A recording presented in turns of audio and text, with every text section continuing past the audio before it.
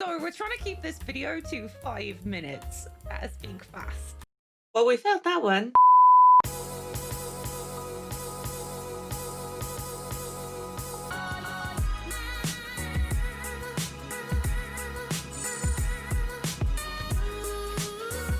I'm Salty and I'm here to help new streamers level up their content. This video is part of my Learn to Stream series, so if you are new to the channel, don't forget to take the object that is sat right next to you and slam it into the subscribe button. Do remember to let me know in the comments what that object was. Mine was an eggplant. So let's get into this. So to stream to Twitch, you're gonna need a Twitch account. Surprising, right? Head on over to Twitch and hit sign up. Quick tip here, guys. Try to pick an easily readable username that does not look like a Steam code. This was my old username.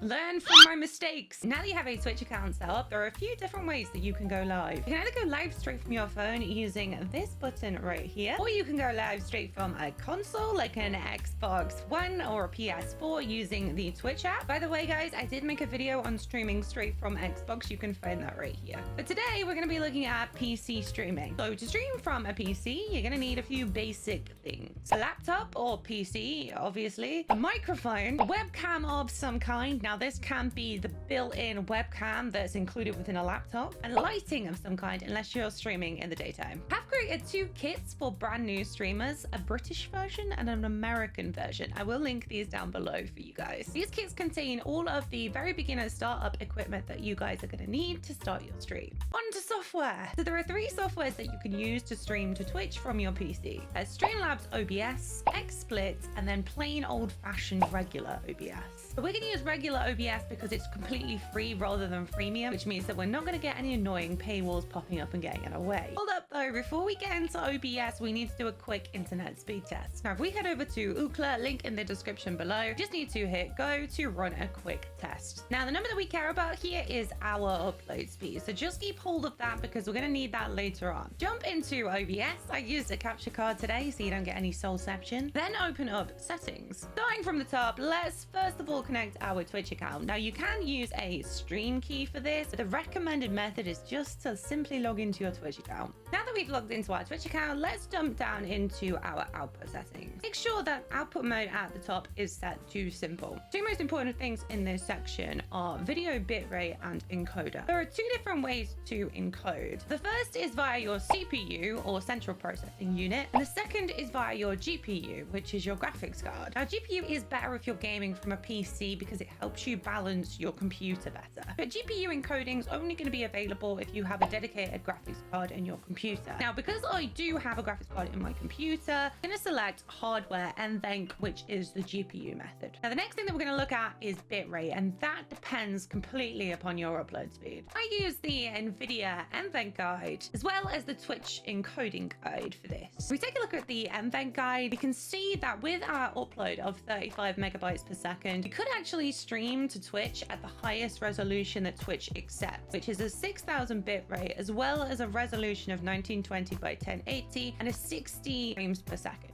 However, we need to consider those viewers on McDonald's Wi-Fi. Quick summary on Twitch encoding. Now, this is not guaranteed unless you are a partner. What this means is that this option that lets you reduce down the quality of the stream may not always be there. To make sure that everyone has an equal chance of getting to watch your stream, we want to try and make sure that our resolution is not higher than 720. The Twitch encoding guide tells us that for a resolution of 720, we want to have a bitrate of 4500, and that's if we want to go for 60 frames a second. If your internet isn't enough to cope with that, you can drop it down to 3000, but you need to reduce your frames down to 30 frames a second. Quick tip here, guys, if your internet speed completely sucks, you might want to invest in either an Ethernet cable, or if you can't get a cable to where you're streaming, a TP-Link. And what this does is it uses the wires in your house to provide a much more stable internet connection than Wi-Fi. We'll leave links to both of those down in the description below. Because we have the upload speed to allow for this, I'm going to set my bitrate to 4500. We jump into video, the next thing that we need to do is make sure that our resolution and frame rate match up with the bitrate that we've selected. We just need to make sure that the output scale resolution is set to 1280 times 720. I'm going to tweak up the frame rates to 60 frames a second because we have the bandwidth for that. If you do not have the bandwidth for that, just leave that at 30. The next thing that we need to do in the settings section is set up our sound. So if we jump into the audio section, you can see here that we've got a bunch of default devices. And what default devices are is they are sound sources that will show across every single scene in your OBS. Two basic sound sources that you are going to want in your OBS are a microphone and your desktop volume. You can see here that my PC has grabbed my default devices for those. Desktop audio default, that's perfect. And then mic auxiliary audio default, that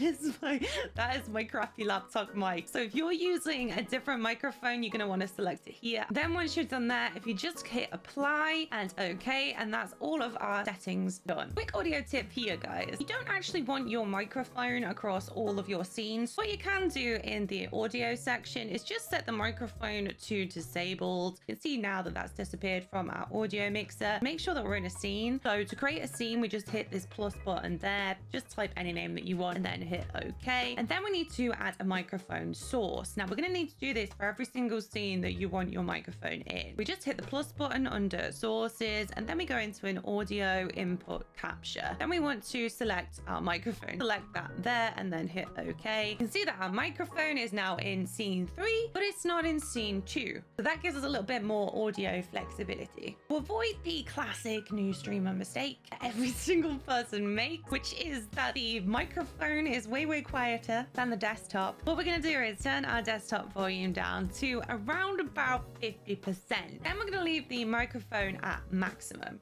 Quick tip here, guys, use the recording button in OBS to make some recordings of you speaking really loud and you speaking really quiet with your game volume and your music and all of your sound alerts on, just to make sure that the sound is nicely balanced. When you're making these recordings, you just want to have a look at the audio mixer section. Make sure that your microphone isn't headed into this red zone here. And you can see that mine is. The problem with that red zone is it can create something called peaking, which is where audio clips. And that sound really hurts people's ears. If you right click on your microphone, you can actually add filters. Now, I'm not going to go into this in this video because I'm trying to keep it short, but I did make a separate video all about audio filters over here if you'd like to check out that one. So now that we've got our sound set up, the next thing that we need to do is add in our game so that people can actually see something on the screen when we're streaming. There are two different ways that you can add a game into your OBS. The recommended way is to use a game capture. So to add in a game capture, you just hit the little plus button there and select game capture. And then if you select it to capture any full screen application, when you open up a game on your PC and set that to full screen, that will automatically come through to the game capture on OBS. Now, the second way to add a game capture, and this is only really going to work if you've got multiple monitors, is to add a display capture. A display capture just mirrors what's on your monitor. So if we just hit OK here,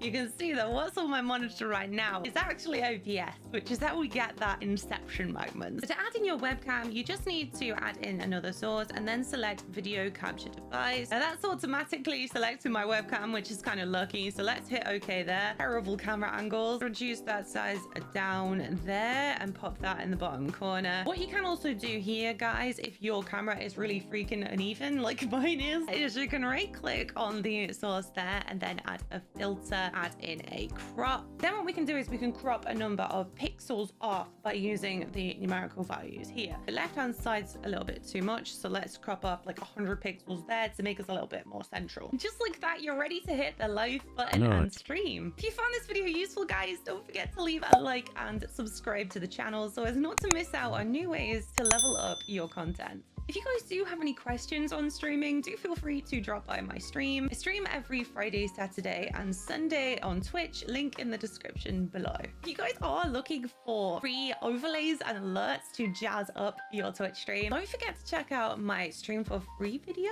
which is just over here. I'll see you guys over there. Bye, guys.